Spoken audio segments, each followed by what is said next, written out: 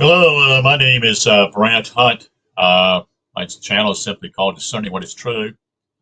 This is a live broadcast today. Uh, that is on Tuesday, the 22nd day of January 2024. We're going to be continuing to read from the book called The Shadow of the Third Century. Um, the chapter is called Pan is Dead. This is part two by Alvin Kuhn. And so we're going to get at this work. Thank you for being here. Uh, so still cold here. Been cold weather here for quite a bit for the last few weeks, so to speak. Here, not used to it, but we'll get by through it. So this again is a part two of this particular work that Alvin Kuhn wrote. And we got to get some things straightened out here. If I can get it straightened out here.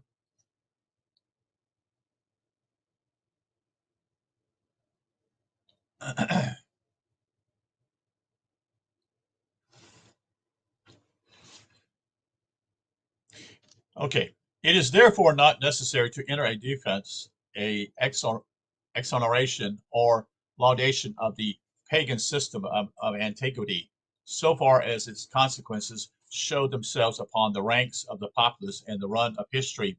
It is not there we look for the excellence of any cultural system, except as the common ranks are affected by the cultural class above them.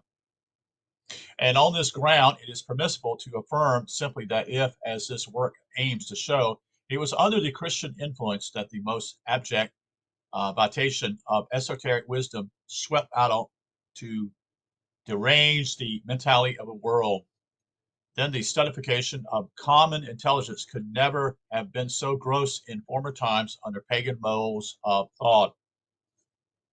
Also, it would seem sufficient, if there must be controversy between pagan and Christian claims, to say that if the pagan religion reduced the mass mind to a state of rank depravity, the nadir of that downward cycle of degeneration after 500 years of gradual recession from the heights of Platonic, as Plato's glory, finally broke the cultural level to the point at which it produced Christianity. If we hold it legitimate to lay the blame and stigma of condemnation upon religious and philosophical systems for what in reality is purely human failure, which in most cases the highest system could not avert, then pagan philosophy must bear the brunt, or the brunt, I should say, of censor for the vast cultural democracy following Plato. But that the great decline after Plato was human failure and not the failure of high philosophy ought to be finally and incontestably determined by the enormity of attributing a great cultural decline to the admittedly sublimest thought efforts in world history. Again, we talk about, when I took church history, roughly 200 or 300 years later, roughly we say, we said basically around the 500 AD, it became basically what are called Dark Ages, which basically is this: there is no one writing anything, there is no one seems to be thinking anything and putting it on books or putting it anywhere, which means simply is cultural is already completely in darkness. You see, and we talked about that a little bit in church history, and I could never figure that out in my own mind. Somewhat, because this kind of is putting it together for me. So it's just amazing what has happened at that time. And then we had what I call the Renaissance. And again, I'm just sharing this little bit of history to give people awareness of simply what happened. They began to read the older works. And that's what we need to be doing today. We need to be going back to the older works because those older works have truth in them and reveal a lot more than we realize. But it's only for those who actually have that desire, that deep desire for this. Most people are looking for a cheap imitation, and they're going to be truly disappointed. But the problem is they won't even know they're on the wrong path, so to speak. Anyway, let's get back to what I was sharing here. Uh, the point of absolute verdict in this is that it is impossible for a true philosophy to fail man. Say that again. The point of absolute verdict in this is that it is impossible for for a true philosophy to fail man, but it is possible for man to fail a true philosophy. So if there's a true philosophy and it's being taught as truth and it's for the people, it won't fail man. But if it is possible for men basically to not pursue these things. And what I'm trying to say, simply going back to Renaissance, they went back to the Greek works, you see, and started reprinting these works. They started publishing works. They began to take place, and they also created art and music and gave hope to society at that time in Europe. It basically started in Italy. Anyway, I can talk a little bit more. I can talk about later that. But Christians have been both heroic and vile with the same Bible and the same sword of Christ's faith in their hands. Did the same Christianity make the one man heroic and the other vile? The kind of man that wielded the sword determined the beneficiary or evil influence it released on history. Yes, very much so. You send the sword in a way to simply, again, like the sword is basically to separate the truth and the falsehood. That's what it's about. That's what not on the battlefield, but when I'm talking about in the area of philosophy, the sword cuts away what is false and pushes it away so that others can see the truth. That's what it's about. Did the same his Christianity make the one man heroic and the other vile? Okay, I said that. The kind of man that wielded the sword. All right, said that too. Yes, sorry. Yet, in its extreme application, this allows no affirmative influences to religious and philosophies. It makes all outcomes the product of the purely human factor. Do thought systems have no power to change human nature, to elevate culture?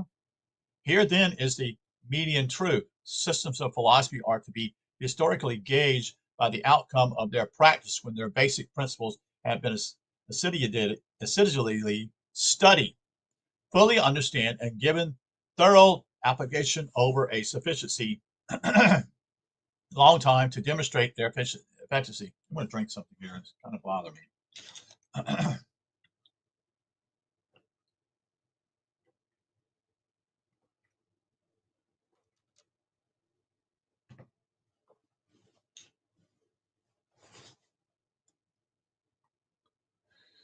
I'll continue here. A system should never be held accountable for results springing from a shallow knowledge, a defective comprehensive, and a blundering halfway application of its principles. Such a manifestation becomes a miscarriage. It furnishes no fair test. On this standard of measurement, it may be said that both paganism and true Christianity have, as Voltaire intimidated, never had a fair trial. Before doing and since Plato's day, a limited few exceptional souls have fairly comprehended and practiced, or at any rate, suffused their minds with the high influences of the pagan wisdom culture. And in that area of application, pagan philosophy has demonstrated beyond Christian cavil and slander in its transcendent the salutary influence. It has not failed humanity. When humanity laid hold of it and embraced it fully, since that same high paganism was also at the same time the true Christianity. You see what it's talking about here, because it's talking about basically what we call the mythical Christ, not the historical Jesus. All the church believes, they don't believe in the mythical Christ. You see, they believe in the historical Jesus. But the sad part simply is there is no history of Jesus. You see, because Christianity cannot bring the what I would call it the works from the past that reveals this, because frankly, it's all dead air. They're people who twisted it. You see, for their benefit. And there are historians that basically, as I said last night, there's no shred of evidence that Jesus ever even lived on this planet, folks, because he didn't. If there were people around him and him doing all these miracles, such and such, why was it not revealed in works? People writing books are saying this is the greatest miracle man of all time. He saved us such and such. He did the miracle at this such and such place. No, you see. Why is it all in the Bible? Why is that the only quote unquote source we have? Or is it saying something else? You see, you can get to the first door and you understand simply is that there was no historical Jesus.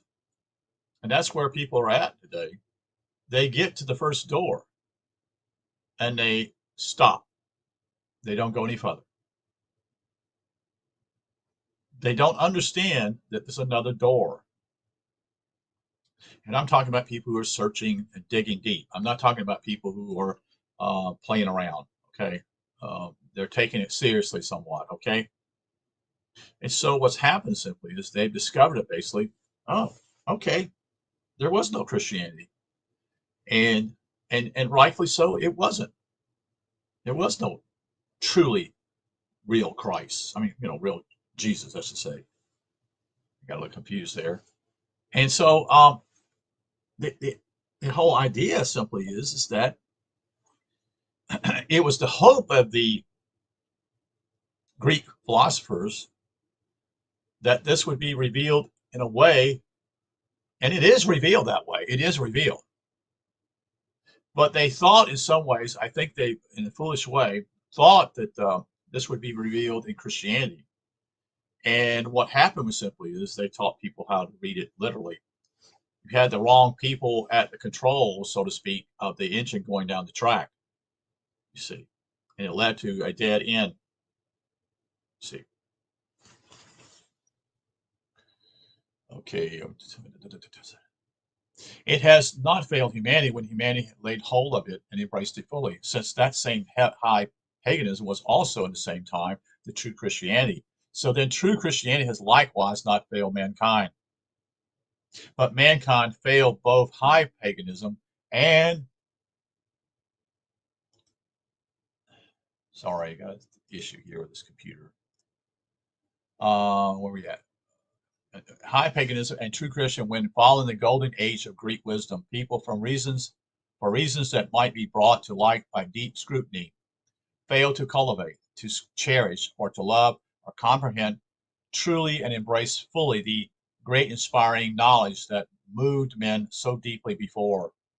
Greek philosophy was no less potent for high and heroic human stimulation in one century than in another. It again lifting thousands to new and glorious heights of vision and goodness today. What happened was that the human incentive to gain so winsome a prize in human ardor for the boon of enlightenment faded out or burned low. The causes of this failure of the love of wisdom are the typical things for the study of objective history. But for the argument, it is wrong to blame a philosophy for untold and woeful developments in the course of history when its principles are in no sense being truly applied at all. Neither paganism nor Christianity is to be held blamable for its results when something not even remotely resembling their true character is masquerading in their stead and flaunting their names. And this is what has transpired in the case of both. Paganism is not to be blamed for the decline of high culture after Greece's bright day. Likewise, true Christianity is not to be blamed for debauchery of world sanity generated by the usurping force and movement that was only a false Christianism. You see, true Christianity, it being true, is similar to paganism. In fact, it is that. But the problem is, it was taught literally. They're stories, they're myths to bring you to a stage in your life to say, wait a minute, this is not I need to pursue this deeper. I need to look into these things. I need to read these things. What is going on? I need to find out simply is why am I lost in this situation? Why I don't understand what's going on? Most people don't pursue these things because they don't want to quote unquote use their valuable time in doing that. Well, that's their destroy. That is their choice. But it also basically means they're going to have to come around again, so to speak. But what needs to be inscribed indelibly upon the consciousness of humanity is that this degraded excrescence from the body of a primal true Christianity that we have called Christianism was like a unnatural growth on a diseased part of a tree, the product of human cultural spirit at the lowest stage of feebleness and blindness. The common superstition the common supposition is in academy circles has been that pagan religious concepts have degenerated from Plato's time to a darkness profound and universal, and that Christianity then burst forth as a meteor of new light to break the heathen night. Nothing could be more erroneous. Christianity was the expression of that darkness at its deepest point. It was not a rebirth of light, but the eerie glow of the stirring among the burial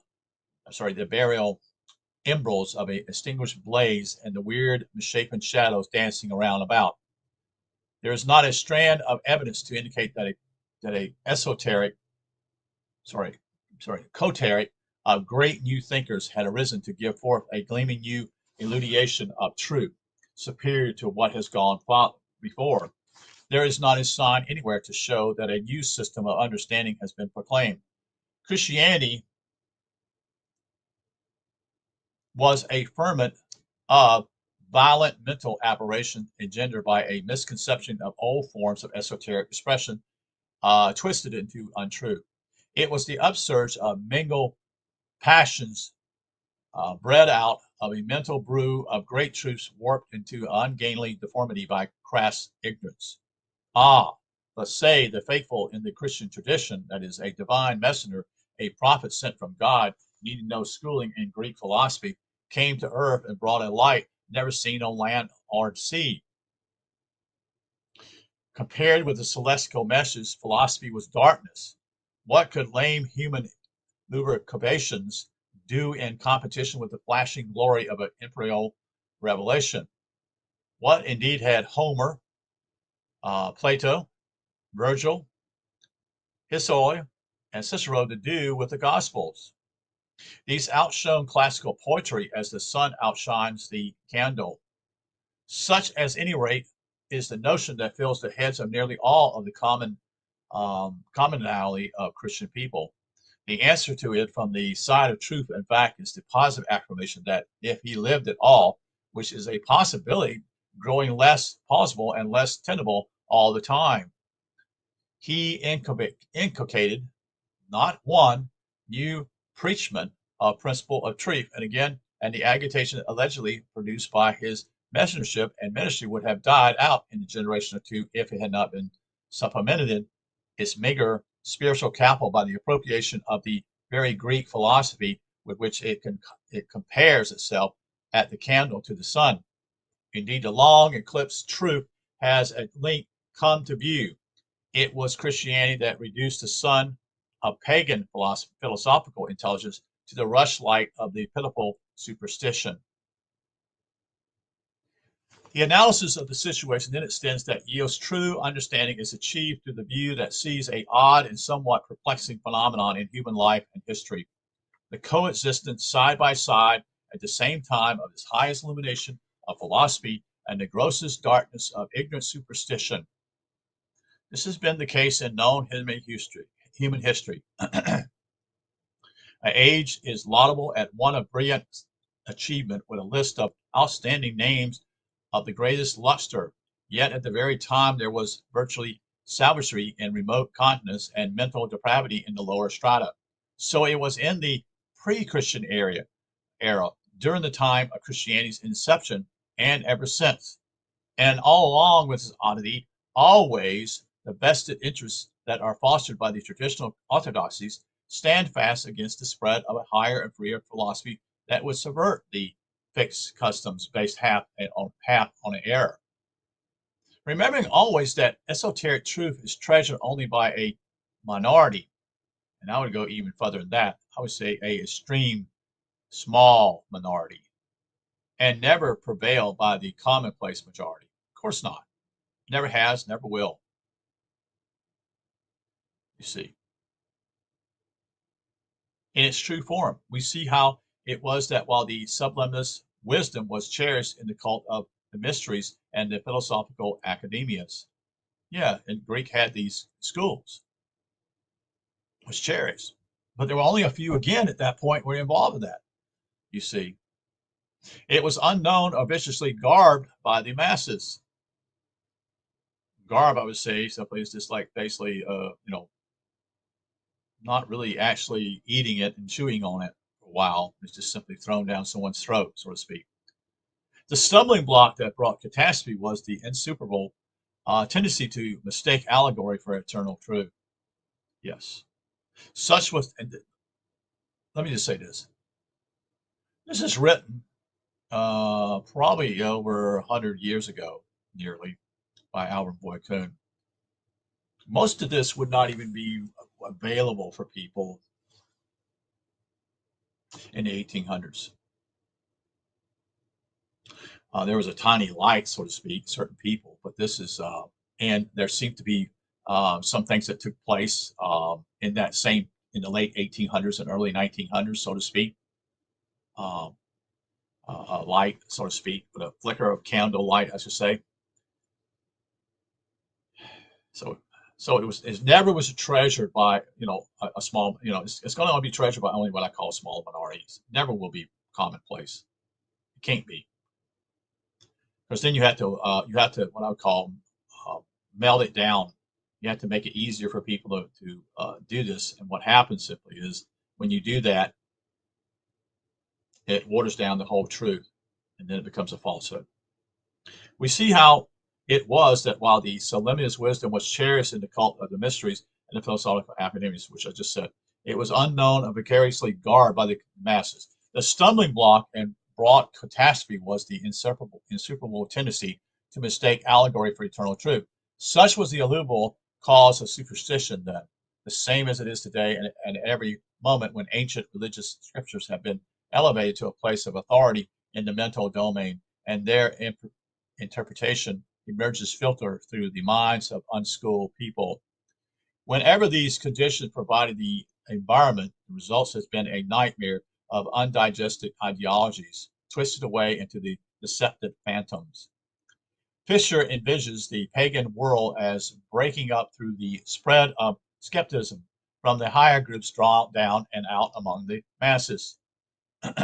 This has ever been the manifested phenomenon with the grip of higher minds on a elevated philosophy has grown lax or failed entirely. When vision fails at the top, it is indeed a tragedy time for the world. Because if this fails at the top, there's not going to be any truth. It's going to be brought down to anybody else, you see. Most cultural necessities come through this channel, I should say. Darkened minds lay hold of the esoteric manuals of wisdom and misapply these abstruse knowledge to the ultra ruination of all sound meaning.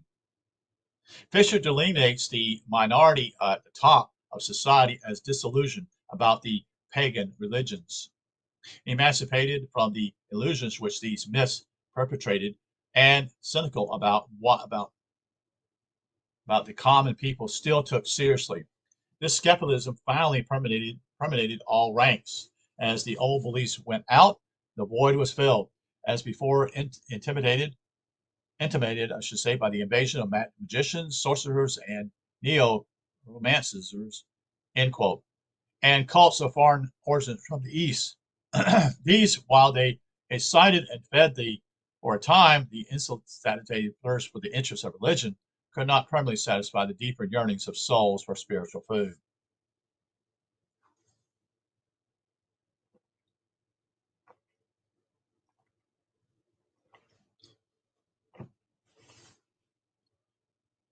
The soul must have some contact with supernatural, he says. Therefore, his conclusion is when the humble fishermen presented the person of the Son of God in human flesh, the multitudes were ready to flock to their standard. This is near enough to the truth to be accepted without quibble, if it is remembered always that paganism would not have failed and produced the skepticism if there had been common astuteness enough to see through the outer veil of myth to the superal and eternal truths beneath the veil. The myths have failed to perpetrate human enlightenment because of the default of human intelligence to read them aright. That really covers the whole ground of historical explanation. Fisher need not have elaborated an analytical background on account for the drift of the mob of the lower orders from paganism over to Christianity. The masses follow like sheep, that is, the modes of thought that became conventionalized, as people follow dress fashions, you see. The multitude did not reason its way across the abyss from pagan darkness to Christian bliss. It followed a Sisyphus drift as esoteric wisdom faded to low gleam, and mass tendency of reaction set in towards the things that Christianity was soon to formulate in its concreteness as never dreamed of before. Milman, like Fisher, had expatiated upon the flocking into Rome in paganism, last days of the empires. The traitors, quote, the traitors in human credulity. Astrologers, soothsayers, diviners of all brands, advertising their ability to foretell the future, cured diseases, and generally to ensure health and prosperity. Quote,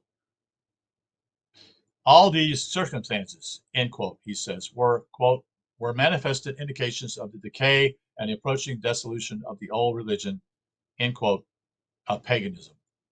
If Milman is correct in this analysis, a startling conclusion leads to the mind as to the imminent danger that confronts Christianity in the world at this present. If the void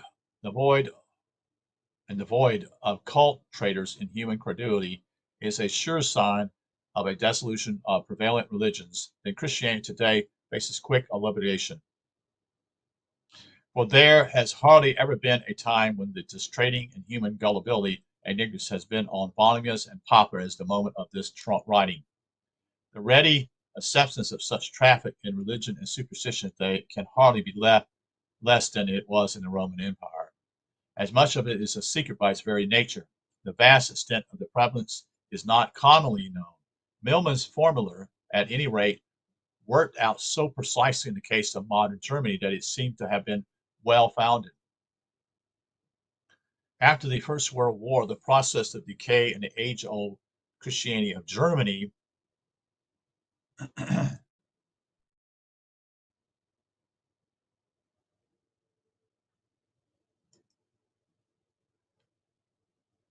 was so far advanced that Hitler and his group decided to dismantle it entirely and replace it with the Nordic paganism. In brackets, it says simply, Russia had already dismantled not only Christianity, but religion itself, in panels here. So in other words, both these countries made big time changes begin to take place. And now an astonishing datum comes to light in significance preceding and during the time of Hitler's rise in Germany. So carefully reported, authentically stated, was actually saturated with popular interest in all forms of the, quote, occult. And esoteric study permeated all ranks. Astrology, psychonism, clairvoyance, mediumship, and all their ramifications were in almost universal vogue. And it was by no means confined to the lower classes or lower orders. Unquestionably, Hitler's own inner circle considered itself a select, a divinely chosen esoteric group. It needs only to be recalled that every movement of Hitler's military strategy was dated to meet the time implications of the positions of the planets on the astrological charts to realize the same forces that Milman classes with sorcery and neochromatism. more psycho-spiritual charlatanism are rampant in our world today. And I think the group that he's called was involved with, if I remember, this has been years ago. I'm just taking a stab. It's called the Thule, Thule Society, that I think Hitler was involved in, and I don't know what I don't know what Russia was involved in. But when the communists took over, they definitely made sure that Christianity was going to be destroyed. That was the whole idea, the whole perspective. But there was also had to be other things. But yes, there was what I call, and I think this is one even done by the United States in the past. They would make, based upon again. Well, yes, actually, the communists came in power in a certain astrological sign. I sure did. I remember it now, just thinking about that. So anyway, gotten off diatribe here a little bit. But what needs to be said is that these more conspicuous manifestations of religious interest is exceptional channels are by no means more violent aberrations from sane conceptions of religious values than is the ordinary run of Orthodox Christian belief. If nothing else, then at least reveal a more vital interest in and concern with religious influences than orthodoxy ever does. They evidence a more vigorous play of religious motivation. To whatever extravagant lengths they may go, they really stem from forms of genuine mysticism and psychic potencies in the human constitution that give them a solid base of virtue. And I will say this much also: there is enormous at this time in this what we're seeing. The same thing could be even happening to the West. There's enormous interest also in the occult today. But you have all kinds of false teachers out there teaching all kinds of things that you know that brings popularity to the group. But it never changes anybody's lives. It never does. It's a fake deal, you see.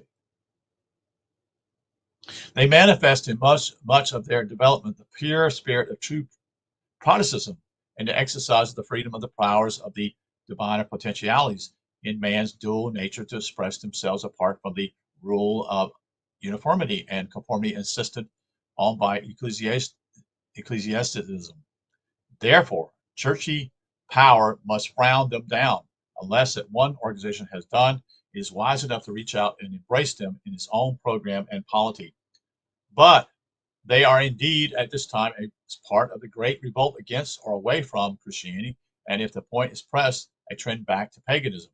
And whether it is to be decried as bad as welcome, as in a way of measure of advance for religion, depends quite definitely on the degree of intelligence with which they are taken up, understood, and employed. This is, of course, a criterion which holds for all religious evaluations. It might be interjected. Uncritical zealotry can make superstitions hash out of the subliminal spiritual truth. Ignorant belief can turn the very bread of life, mental eaten, to poison. Ignorance always corrupts higher understanding to nonsense. Education is the only antidote.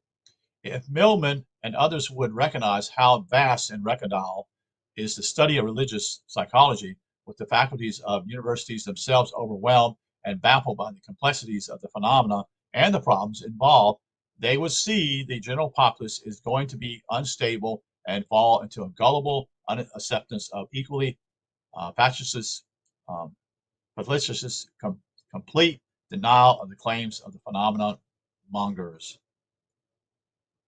And what they do not see, likewise, is that the Orthodox religion is itself the most direct generator of its inclinations favorable to the void of all such things. It was Orthodox Christianity that exalted the cult of miracles, or prayer, or the magical potency of physical objects, of special divine interpositions, of witchcraft, neochromanism, obsessions of devils, demology, turning the very gods of the pagans into a minor demons, relic worships. You see, we have a bone in Jesus here, such and such. They put it in their temples, money favor, and whatnot. They use all these physical objects for that reason. The record of this aspect of Christianity is of proportions to fill volumes, and it should have a place in this work as constituting palpable, concrete evidence that the vogue of the thing we have called Christianism has borne its natural fruit in the rationalization of its victims. But the space is not available for the presentation of a minute fraction of the data. The sale of relics, including tons of saint bones, pieces of wood from the cross on which the Savior died, bottles of the milk, not of human kindness, but from the breasts of Mary, the mother of Jesus, mementos picked up at quote unquote holy places, and a host of quote sacred end quote objects of every imaginable sort were among the grounds of revolt which gave the Protestant reformers the courage to break loose from a soulless and conscienceless exploitation of the uncritical religious tendencies of mankind. It is a recital that should, if known, scale the eyes of the millions of still gullible dupes of it with tears of burning shame. The space, the gruesome narrative would take its save for more instructive exposition. The extensive question featured in this volume is made necessary because the critique can be seen in its rationale only as it stands related to the claims and actual statements put forth by the proponents, the drumbeaters and hornblowers for Christianity. The Sadducees nourished traditional notions of the holy, that's not H-O-L-Y, it's W-H-O-L-L-Y, immaculate character of all Christian history have left the general Christian population sadly unprepared to believe the incredible truth of that history. The books revealing it are buried in libraries away from the laity.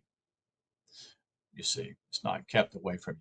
Unless the facts are recited anew and on the authority of Christian writers themselves, their presentation will be put down as the expression of a mere spleen and vituperation. It is not desired that the truth be widely and fully known. A claim that needs refutation is embodied in the passage from Milman's history.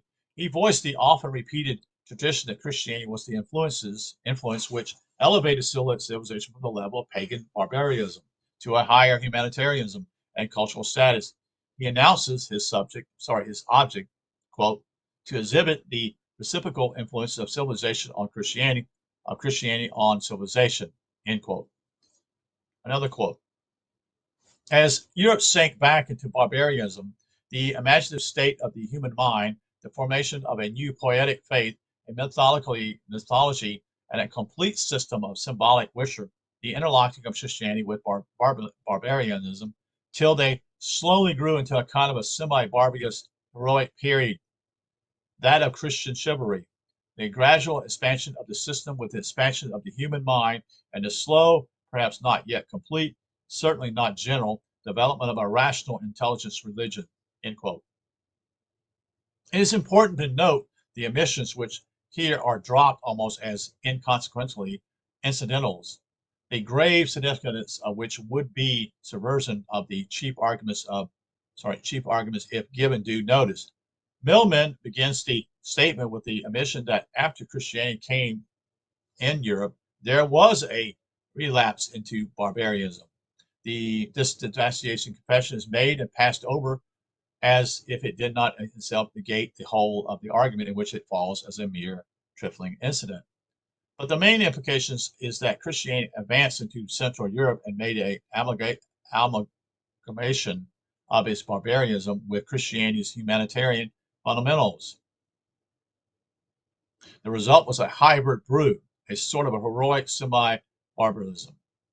Then the thesis is advanced by Milman that, in his opinion, quote, at every period, much more is to be attributed to the circumstances of the age, to the collective operations of certain principles which grew out of the events of the time, than to the internal or accidental influences of any individual or class of men, end quote. He is aiming to show that Christianity was gradually to lift Europe up to moral and spiritual heights it could not have attained without it. Yet be announced that the basic principles of critical evaluation of the uplifting influence is the general strength of the human spirit, reacting naturally to the impact of the circumstances of the times, rather than the power of any specific preachment of an individual or sect, and infinitely a religious system. But this validates the argument we have, that is, in readiness to refute his claims for Christianity as the force that lifted Europe from barbarism to culture. It is our contention that the elevating force in the uplift was not Christianity, but the sheer strength of the human spirit acting in response to events which raised Europe to civilization, and that rather in despite of Christianity than with its help. His own further development of the case confirms the error of his quote logic, end quote, for he says Christianity, this is a quote here, Christianity in short may exist in a certain form in a nation of savages as well as in a nation of philosophers, yet its specific character will almost entirely depend upon the character of the people who are its Voltarians, end quote.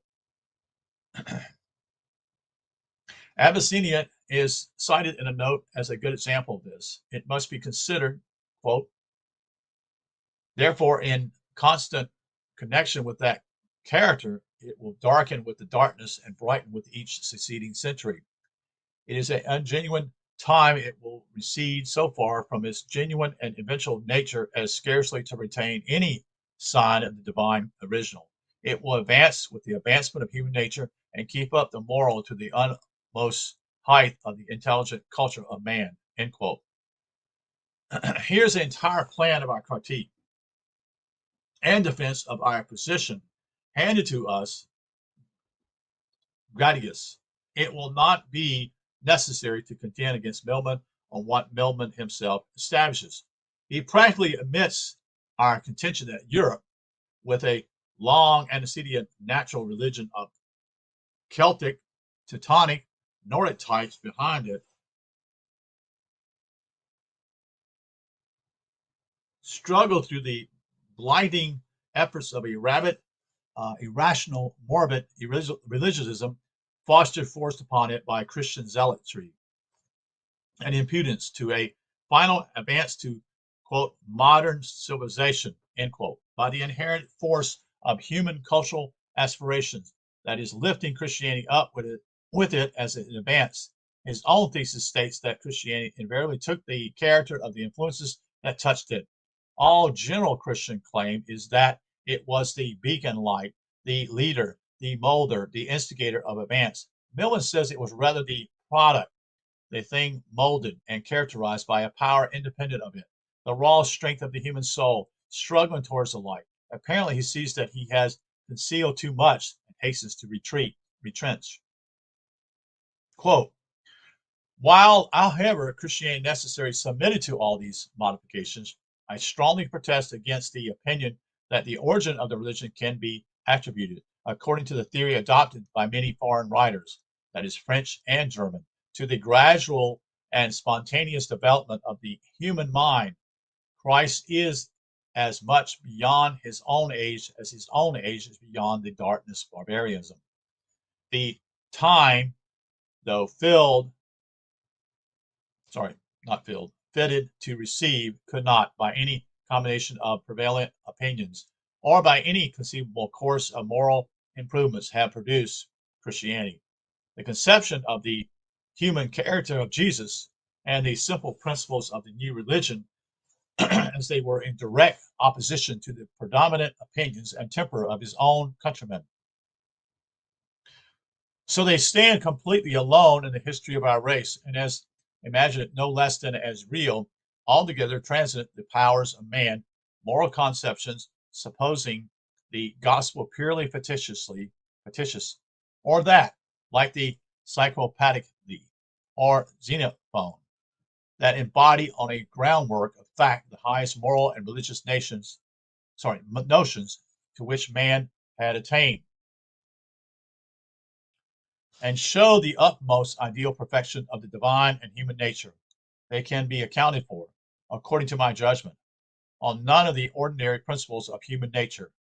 When we behold Christ standing in the midst of the wreck of old religious institutions and buildings, or rather as one word commanding to arise, the simple and harmonious structure of the new faith, which seem equally adapted for all ages, a temple to which nations in the highest degree of civilization may bring their offering of pure hearts, virtuously dispositions.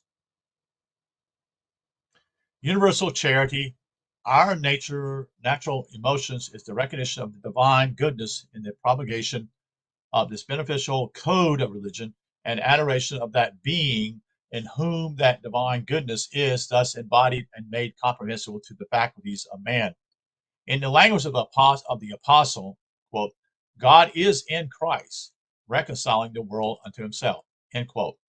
If apology is needed for the insertion of this long ebullient turgid pious bombast, it is found on the actual need of the world today to know that this is one and possibly the finest of the hundreds of such egregious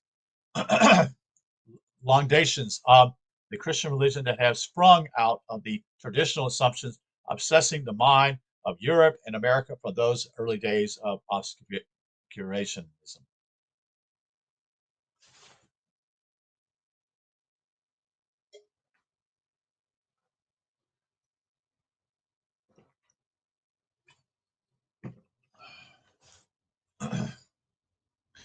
It is worth our careful examination now as it continues still to bind its millions of uninformed religious in slavery to its glaring untruths.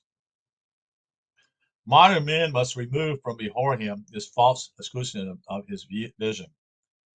Already has it been demonstrated herein the baseless claims as to the simple and harmonious structure of the new faith, end quote, and the falsity of the assertion that the simple principles of the new religion,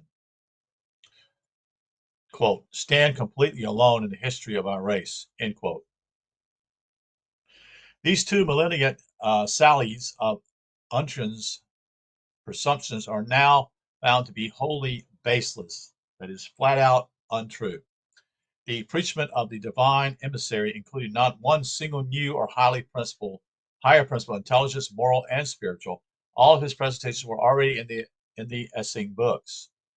With brutal directness, it must be asserted now that his message does not, quote, stand alone in the history of our race, end quote, soaring mountains high above every other system in matchless purity and grandeur and edifying power.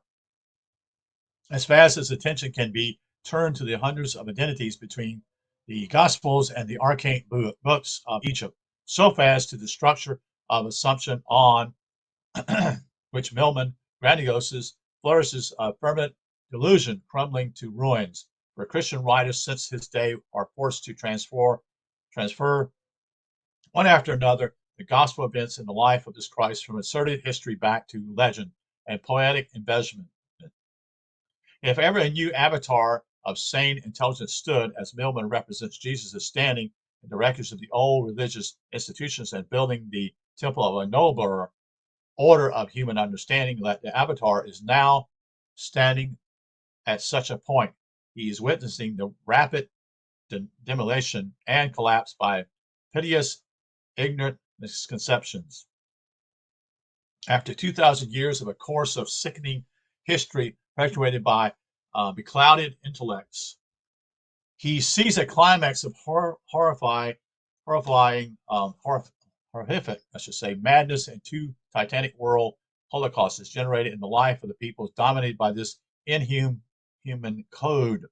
The final violence, repudiation, and abandonment of the unconscionably cult by at least two of the leading races long subjected to his tyranny, and the silent rejection of it by a large majority of the people, even in countries where it still holds a superficiality or normal dominance. So what he's talking about here, in some ways, especially I think with the country of Russia, it being the Russian Orthodox Church, which was set up, I think in the year 600, 700, somewhere in that neighborhood. As I was recollect, there were two men who went to missionaries, who went to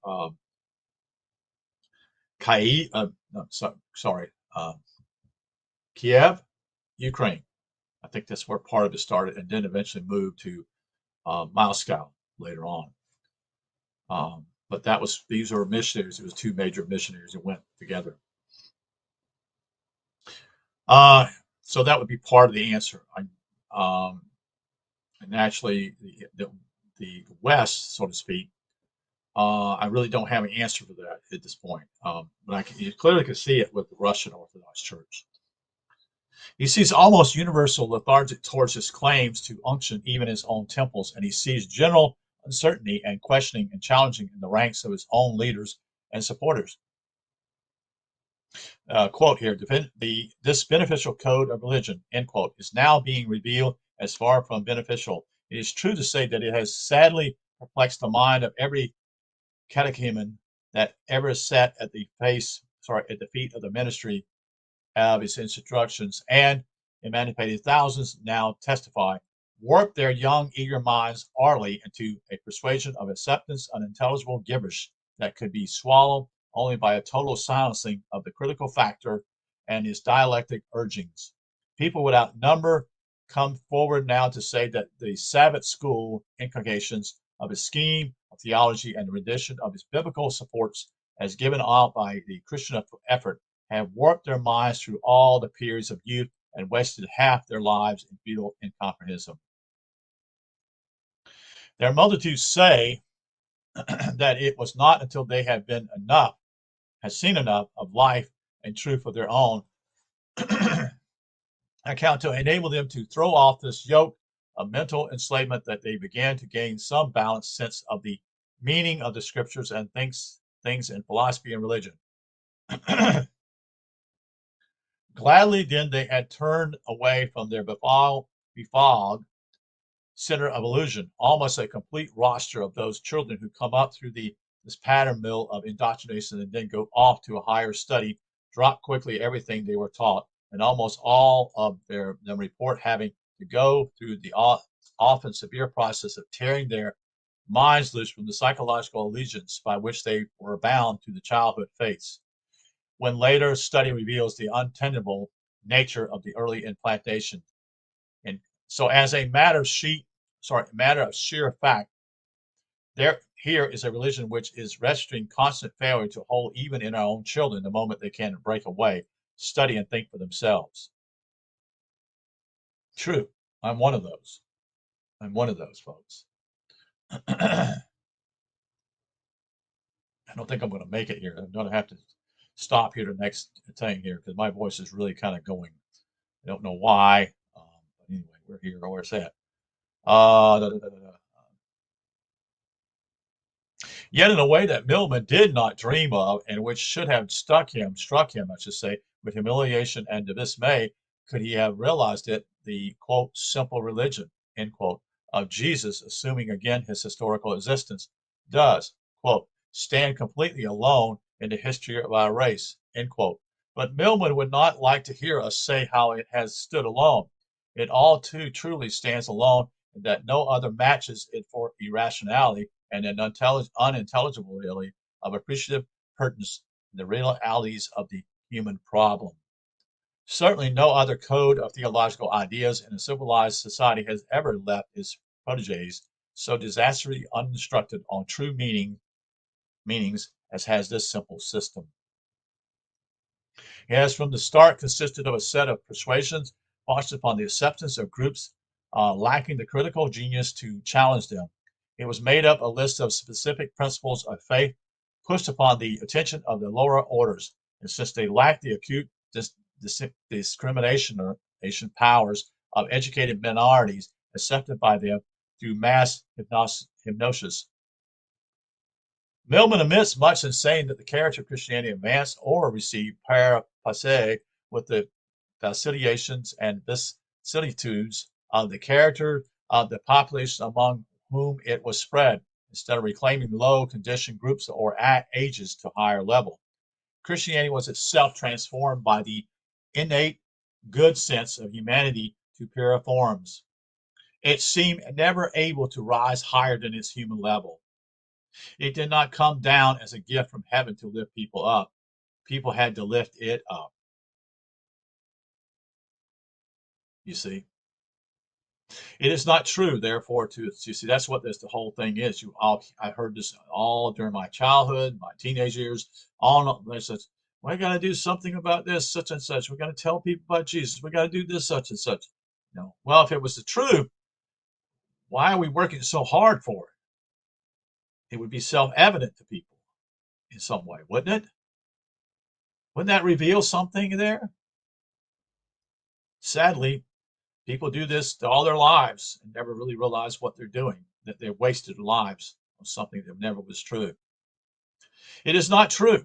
Therefore, to assert that no human conceptions could have produced Christianity. Not only was Christianity meaning, of course, the counterfeit Christianism that Millman thinks was true Christianity, produced by human conceptions, but as we assert and believe we have conclusively demonstrated, produced by the lowest and poorest of human conceptions. Better human conception produced other religions far superior to Christianity. The base Christianism, like most popular religionism, came from the bungling efforts of ignorant zealots to make something out of the debris of the wreckage of former high systems. The immemorial true Christianity that Augustine mentions was not of a human conception. Millman is right if he is thinking of that Christianity. It was handed to early man by gods, demigods, or humans developed in near divinity. But the Christianism that Millman is launching to the skies was not this body of wisdom in its purity. In its purity. It came to form entirely through the blundering efforts of purely human stupidity, working over and utterly misshaping the form of true religion. The Christianity of history, then, was indeed a human, all too human product. It won the world not of intelligence fit, that is, it never had one that, but of rabid mass emotionalism, by spreading a body of illusions aptly fitted to aggregate the mediocrity level of mentality. Millman makes the point that the preachment of Christ was far beyond his own age. But what is there of notable significance in this? The higher philosophies of Plato, Aristotle, Plotinus are still far beyond the capabilities of the generalities of man. Even after 2,000 years of Christian illumination, their marvelous revelations of consummated wisdom gather dust in libraries' alcoves.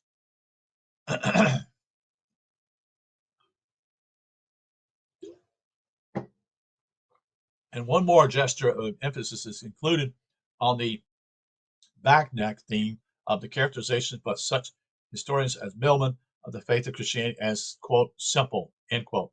This pious assumption is so flagrant and misrepresentation of fact that its continuous flaunting by Christian pietism perpetuates popular delusion.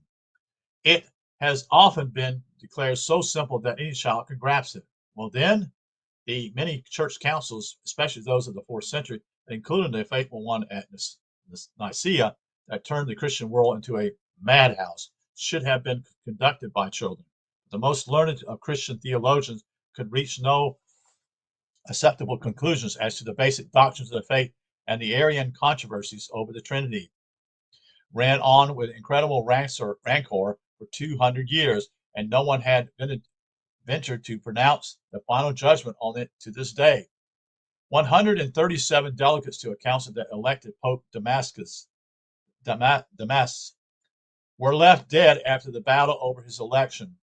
After Gregory Nazianzen, who invited by Theodosius to attend a church council, answered, quote, I will not sit in the seat of sentence while geese and cranes confusedly wrangle, end quote. The, quote, simplistic, end quote, of the Christian system was utterly unrecognized by the theological controversies. Perhaps Millman and others mean that the turning of abstract allegory and symbol into alleged history simplified understanding of what the scriptures were desiccating upon. If it is simplification to turn an abstract principle of truth into a man, then Christianity has simplified matters. But this one step has thrown the entire structure and pattern of true meaning completely out of focus and introduced an inscrutable confusion and irrationality into the system. And I'm going to stop here because my voice is deteriorating. I keep having to clear my throat. It's approximately an hour here anyway. Uh, yes, I see Brad. Hello, Brad. Good to see you. Yeah. Uh, what book am I reading from? I'm reading from the book from. Let me get back to the book here. One second here. I got so many books in front of me. Um, this is a book called the from. This is from Alvin Boyd Kuhn, The Shadow of the Third Century. Alvin Boyd Kuhn is probably he's written many books, many books. He lived, I think, till 1962. I think he was born in the 1870s or 1880s. He basically is what I would call a student, um, probably what we call, what is his name here? Gerald Macy. That's what I'm thinking, but he took it further. I'm not saying further, but I mean, he did more books. Gerald Macy has some works here. I have them here. Um, but he went further than that in some ways. And I'm not putting down Joe Mason either. I'm just saying simply is that this is, I wanted to read. I'd like to read all this stuff, but I can only do so much, so to speak. And my voice tonight has not been so hot. So yes, um, yeah, we had a talk, me and Phil. I don't know. I think we're gonna try to talk this week. I haven't heard back from him, so I contacted him by email today, and we'll see what happens. Um, I've had a little problem with a tooth that's been bothering me for the last couple of days, so I'm trying to deal with that. I really don't want to pull this tooth at all, so I'm trying to heal it. So that's the reason why it's kind of iffish right now. But if we do meet, I'll let people know. I'm thinking it's probably going to be Thursday or Friday, but we'll see. I will not be able to do it tomorrow. Naturally, I work, so I won't be able to do it then, Brad. So it's going to be later part of the month, latter part of the week, which is what we've been doing anyway. So um, anyway, I somehow lost your question. So if you want me to do that, a question again, you mentioned a question you wanted me to ask, and I could not find it where I had it here. So if you want me to try to answer that question again, just email me if you would. It's simply Brant Hunt, BRANTHUNT at yahoo.com. And then I can go from there if you want to do that, Brad. Like I said, I would try to finish the book tonight, but my voice is just kind of giving me some issues. So um, anything by Alvin Boyd Kuhn is well worth reading. The Lost Keys to the Scriptures is one.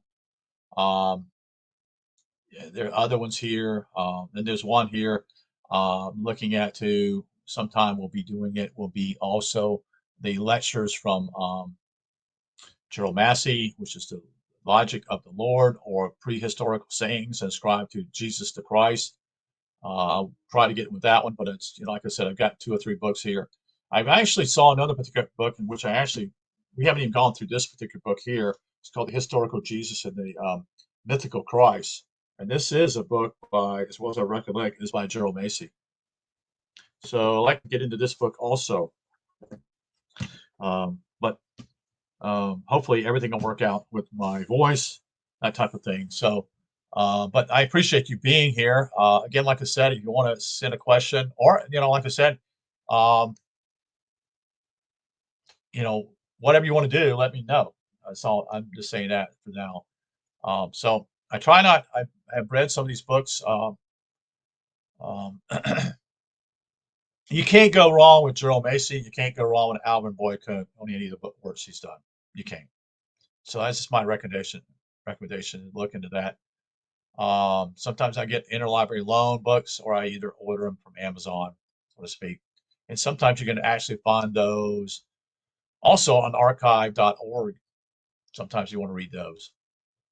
So, but anyway, I'm going to go, Brad, because I'm going to do some things here and I got to clear my throat again. So, thank you for being here. Thank you for the Let me know you missed it. Well, yeah, I knew you missed it. I was thinking you was, but I don't think you said you're going to be there or not. I think you were saying you're hoping you were going to be there. So I understand that. So anyway, you take care and thank you for all that listen and have a good evening.